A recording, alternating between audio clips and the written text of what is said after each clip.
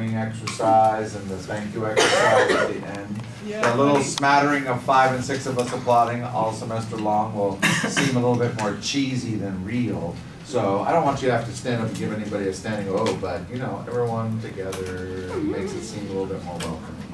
All right, Francisco, whenever you're ready, sir. Well, hello.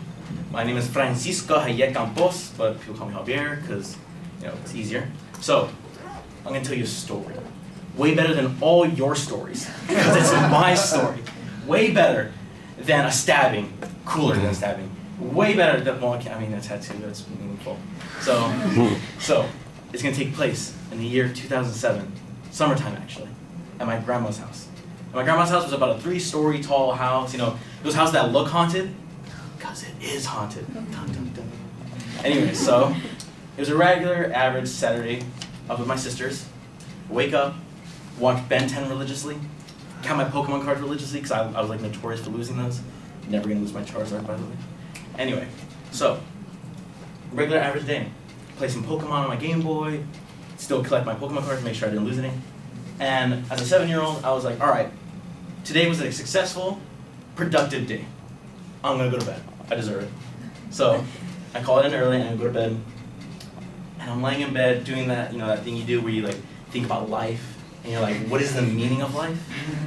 And then what does bed look like the word bed, like lowercase b? Anyway, so I'm just laying in there and out of nowhere, I slam on the wall. I thought it was me louder. There we go. Slam on the wall. It was like that. And so I'm like, oh my God, that was one fat rat. Fattest rat I've ever heard in my life. And then a couple minutes later, another slam, same thing. Well, a little louder, whatever. And I'm thinking, okay, that's 2 fat rats.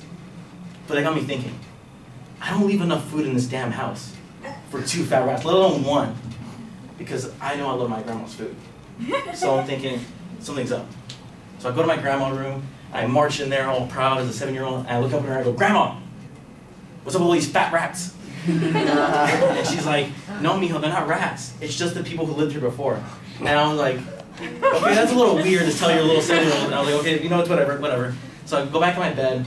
My sisters are a little shooken up, they're a little scared. So am I a little bit. But then I'm laying in bed and I'm thinking, so wait a minute, these are ghosts. And at this point in my life, I've seen Ghostbusters leave twice in my life. So I know what I had to do. Catch it or communicate with it. Him, her, sorry. So I'm thinking, I know what I need to do. And I saw this before on YouTube, so I knew what I was doing.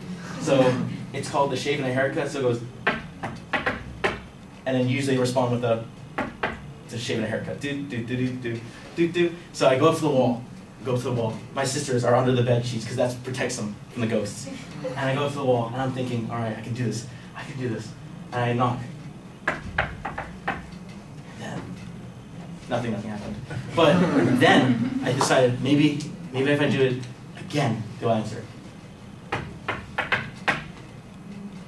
And I freaked the fuck out as a 7-year-old. I freaked the hell out. Like, I'm scared, I'm crying. There's pee down my leg. My sisters are in the corner praying to Jesus. I'm in the corner with them praying to George W. Bush. Because it took me 2 years later to figure out that God isn't president and president isn't God. It's been a long time. Catholic school, I was really bad. Anyway, and we sit in the corner and we're crying, and we're praying, and I'm praying, and we're waiting for the sunrise. Because we all know that ghosts are afraid of the sun, and they can't hurt you when the sun comes out. So we're in there, we're waiting. The sun finally rises, and you gotta realize that I didn't get up or move, so there's still pee everywhere. And I'm like, you know what? I'm done with this. I'm gonna go to my grandma and tell her, you know what? I'm gonna go tell her that screw this place, screw this house. So I marched in, soaking socks, because, you know, it was everywhere. And I go to my grandma, and I go, Grandma, what the fuck? I didn't say fuck. I said, what the hell is wrong with this house? And she goes, Mijo, I'm sorry, I should have told you about what was going on. How would I make it up to you, and I make you your favorite breakfast? And I went, damn, she got me. All right, fine, I forgive you, but we're gonna talk about this during breakfast. She was making my favorite breakfast, and we're eating. And I go, Grandma, what the hell's wrong with this house? And she told me, Mijo, when this house was built, the original owners died in it, in my very room. And I go, why did you buy this house? I'm like, did you know it was haunted? She goes, yes, I knew it was haunted.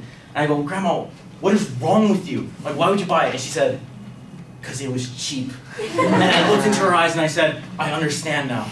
And now, ever since that day, I'll never step foot in my grandma's house. Except for breakfast, lunch, and dinner. But besides that, I'm not staying the night in that damn house ever again. All because of the shave and a haircut. Thank you.